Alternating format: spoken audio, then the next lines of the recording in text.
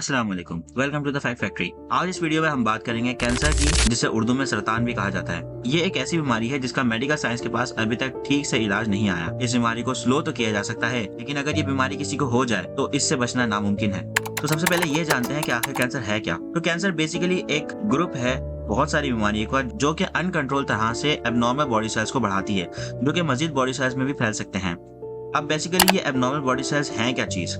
जैसे normal sales होते हैं हमारी बॉडी में, वो एक ऑर्डर में बढ़ते हैं, डिवाइड होते हैं और फिर मर जाते हैं। और ये प्रोसेस कंट्रोल होता है बहुत ही कॉम्प्लेक्स सिस्टम के जरिए, जो कि डिसाइड किया जाता है हमारे जीन्स, प्रोटीन्स और दूसरे मॉलिक्यूल्स के जरिए। जबकि कैंसर के केस में ये सब बदल जाता है। हमारा जेनेटिक मटेरियल, जिसे हम डीएनए कहते हैं, वो डैमेज या म्यूटेट हो जाता है, जिसकी वजह से बॉडी सेल्स की ग्रोथ में गैर मामूली इजाफा होता है और सेल्स अनकंट्रोल डिवाइड होना शुरू हो जाते हैं। और ये एबनॉर्मल सेल्स आसपास के टिश्यूज में घुसने लगते हैं, जिसकी वजह से वो बॉडी का पार्ट एबनॉर्मल बिहेव करने लगता है। अगर हम कैंसर की टाइप्स देखें तो 100 से ज्यादा डिफरेंट किस्म के कैंसर हैं, जिसमें कार्सिनोमस जैसे कि ब्रेस्ट कैंसर, लंग कैंसर और कॉलन कैंसर है। दूसरा सार्कोमास, जिसमें बोन सॉफ्ट टिश्यू कैंसर आते हैं। तीसरा ल्यूकेमियास, जो ब्लड कैंसर को क्लासिफाई करता है। चौथा lymphomas, which include immune system cancer. और पांचवा ब्रेन और स्पाइनल कॉर्ड ट्यूमर है। अब सवाल ये पैदा होता है कि कैंसर होता क्यों है। कैंसर के जो कुछ मेजर कॉजेज हैं वो जीन से जुड़े हैं। जैसे कि मैंने पहले बताया था कि जो भी चीज आपके जीन को म्यूटेट कर दे वो चीज कैंसर कॉजिंग है।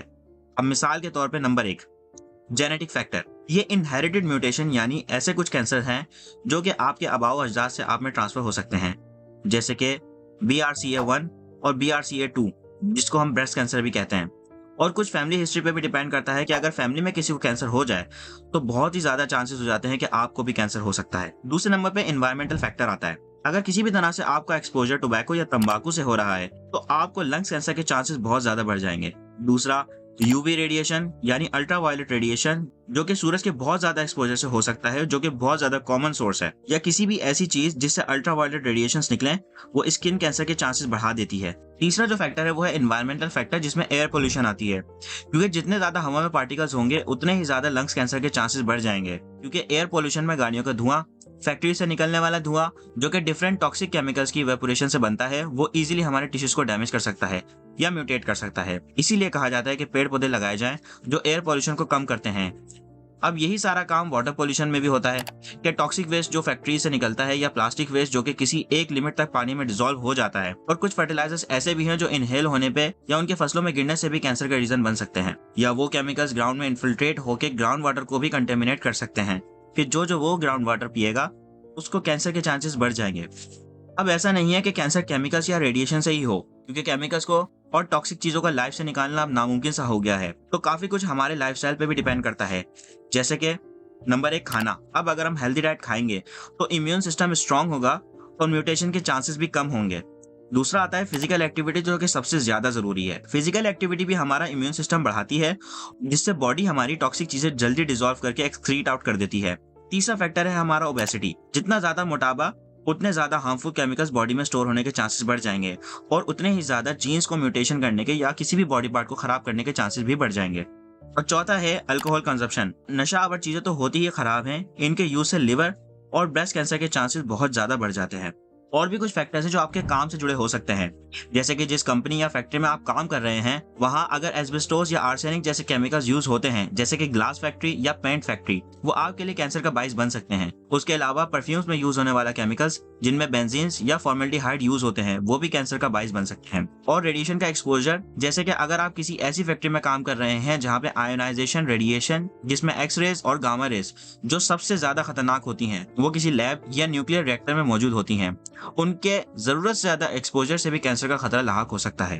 अब सवाल ये पैदा होता है, हम तो चारों तरफ से इस बीमारी की लपेट में हैं, तो अब आप अपने आप को डायग्नोज कैसे करेंगे कि आप कैंसर की तरफ बढ़ रहे हैं या नहीं। तो सबसे पहले आप अपने आप पर नजर डालिए कि आपके अंदर क्या चेंज ऐसा है जो एबनॉर्मल है और आपकी अपीयरेंस या बिहेवियर उसकी वजह से चेंज हो रही है, जिसमें बिला वजह वेट का बढ़ना या कम होना। दूसरा, बिला वजह थकावट। तीसरा, बिला वजह किसी बॉडी पार्ट में पेन होना। चौथा, बिला वजह स्किन कलर का बदलना। पांचवा, बिला वजह पेट का बिहेवियर बदलना। और छठा, बिला वजह ब्लीडिंग होना। अब आप ये नोट करेंगे कि मैंने इन 6 पॉइंट के अंदर बिला वजह का वर्ड यूज किया है। अब बिला वजह का मैंने वर्ड इसलिए यूज किया है क्योंकि ये बहुत ज्यादा कॉमन चीजें हैं। अगर आप बहुत ज्यादा खाते हैं या बहुत ज्यादा आपके खाने में कमी है तो आपका वेट बढ़ सकता है या कम हो सकता है। सिमिलरली अगर आप काम करते हैं तो आपको थकावट भी हो सकती है। लेकिन अगर आप काम नहीं कर रहे या आपको चोट नहीं लगी है, फिर आपको थकावट हो रही है या आपका खून निकल रहा है, तो दिस इज एबनॉर्मेलिटी। और ये वो सारे सिम्टम्स है जो आपको बिना वजह से हो। अगर आपके साथ ऐसा कुछ हो रहा है तो आप अलर्ट हों और अपने लाइफस्टाइल्स और सराउंडिंग पर नजर डालें और उन सारी चीजों से बचें जो इस वीडियो में पहले बताई गई हैं। और अगर अल्लाह ना करे आपके सिम्टम्स ठीक निकलते हैं तो किसी अच्छे से डॉक्टर से फौरन मशवरा करें और जल्द अज जल्द इस बीमारी को जितना हो सकता है स्लो करें। तो इस बीमारी को स्लो या ट्रीट कैसा किया जाए? कैंसर की मुख्तलिफ ट्रीटमेंट है जो कि कैंसर की type, stage, location of the cancer और पेशेंट की ओवरऑल हेल्थ देख के डिसाइड की जाती हैं, जिनमें सर्जरी आती है, chemotherapy, radiation therapy, immunotherapy, targeted therapy, hormone therapy, stem cell transplant और फोटोडायनेमिक थेरेपी वगैरह शामिल हैं। अब ये आपका डॉक्टर आपको सही तरीके से डायग्नोस करके बताएगा कि इनमें से कौन सी अच्छी है या किन थेरेपीज का कॉम्बिनेशन आपके लिए बेहतर रहेगा। जैसा कि मैंने पहले बताया, पेशेंट की ओवरऑल हेल्थ देख के इन सब चीजों को डिसाइड किया जाता है। अब सवाल ये पैदा होता है कि कैंसर को होने से रोका कैसे जाए? अब ट्रीटमेंट्स तो तब होती हैं जब कैंसर हो, लेकिन हमारी दुआ है कि किसी भी मेरी वीडियो देखने वाले बहन भाई को कैंसर ना ही हो। तो कैंसर होने से बचा कैसे जाए? सबसे पहले अपनी लाइफस्टाइल में कुछ ऐसे चेंजेस लाए जाएं जिनसे आपकी बॉडी फिट रहे। और बॉडी को फिट रखता है आपका इम्यून सिस्टम, और इम्यून सिस्टम को स्ट्रांग बनाती हैं दो चीजें, जिसमें नंबर 1 है हेल्दी डाइट और नंबर 2 है एक्सरसाइज। तो स्मोकिंग, ड्रिंकिंग अवॉइड की जाए या किसी भी किस्म के नशे से परहेज किया जाए तो ज्यादा बेहतर होगा।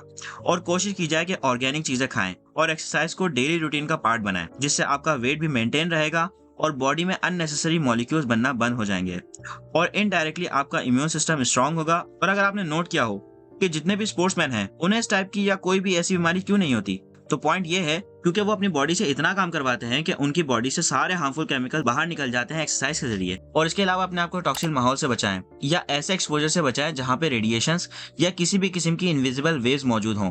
और अगर नहीं बचा सकते तो प्रोटेक्टिव इक्विपमेंट्स या सूट्स यूज करें जिससे आप बच सकते हो। और अगर फिर भी पॉसिबल ना हो तो रेगुलर अपना मेडिकल चेकअप करवाएं और अगर थोड़ा भी डाउट हो तो कुछ अरसे के लिए अपने आप को उस माहौल से दूर रखें, क्योंकि जान होगी तो फिर से काम भी किया जा सकता है। तो इस तरह से आप अपने आप को डायग्नोस कीजिए, अपने आप को और अपनी फैमिली को इस खतरनाक बीमारी से दूर रखिए। और अगर किसी को हो जाए तो फौरी ट्रीटमेंट कीजिए। अल्लाह सबकी हिफाजत फरमाए। मैंने पूरी कोशिश की है कि आपको कैंसर के बारे में अच्छी मालूमात दूं, और मेरी दी गई अगर इस मालूमात में कोई कमी या कोताही हो तो कमेंट में मेंशन करके जरूर बताइएगा। अगर मेरी ये मालूमात आपको पसंद आई हो तो वीडियो को जरूर लाइक कीजिएगा और चैनल को सब्सक्राइब कीजिएगा और अपने ऐसे दोस्तों के साथ जरूर शेयर कीजिएगा जिसे इस बीमारी की मालूमात चाहिए हो। तो मिलते हैं आपसे इंशाल्लाह अपनी अगली वीडियो में। अपना ढेर सारा ख्याल रखिएगा। अल्लाह हाफिज।